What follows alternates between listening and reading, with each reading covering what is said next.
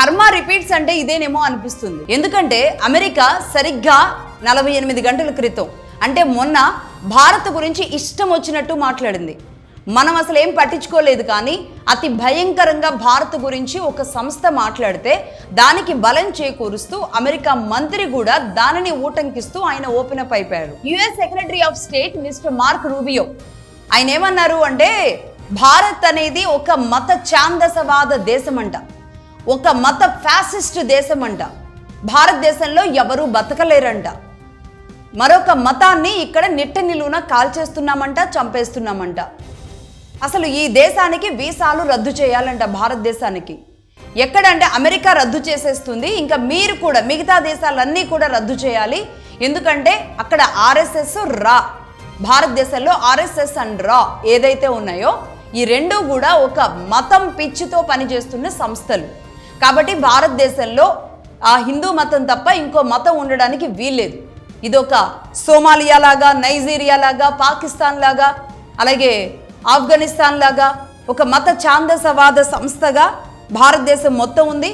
అక్కడ religious tolerance అనేది లేదు, ఏ మతాన్ని కూడా వాళ్ళు భరించేలాంటి పరిస్థితిలో లేరు భారతీయులు అంటూ ఇష్టం వచ్చినట్టు మాట్లాడారు మిస్టర్ మార్క్ రూబియో, ఆయన secretary of state for America. అయితే మిస్టర్ మార్క్ రూబియో ఏ ఆధారంతో మాట్లాడారు?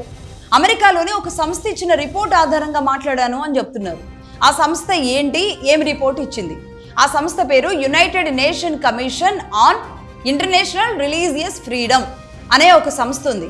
ఈ సంస్థ ఏం చేస్తుందయ్యా అంటే, అసలు ఈ సంస్థలో సభ్యులు ఎవరు ఉంటారు అంటే, ఒక ఇంటలెక్చువల్ పర్సన్ ఒకళ్ళు ఉంటారు, అమెరికా ప్రెసిడెంట్ రిఫరెన్స్తో మిగతా ముగ్గురు ఉంటారు. ఈ నలుగురు ఏం చేస్తారు అంటే, అమెరికాలో ఉన్న క్రిస్టియన్ సంస్థలు ఎలా నడుస్తున్నాయి చూస్తూ ఉంటారు.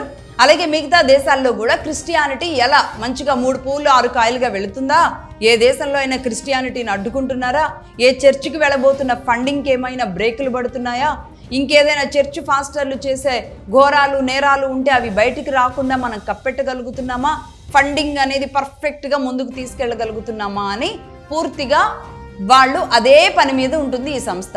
భారత్ ఒక హిందూ ఫ్యాసిస్ట్గా పనిచేస్తుందంట. మరి ఇక్కడ ఉన్న వాళ్ళందరూ ప్రశాంతంగా లేరంట. మరి ఎవరు చెప్పారో ఈ సంస్థకి ఇష్టం వచ్చినట్లు ఈ రిపోర్టు ఆ సంస్థ ఇవ్వడం, దానిని ఒక సెక్రటరీ ఆఫ్ స్టేట్, ఒక ఎక్స్టర్నల్ అఫైర్స్ మినిస్టర్ లాగా మనం చెప్పాం కదా, జయశంకర్ గారు మనకి ఎలా విదేశాంగ శాఖ మంత్రో, ఈయన కూడా మిస్టర్ మార్క్ రూబియో కూడా అలాంటి విదేశాంగ శాఖ మంత్రి.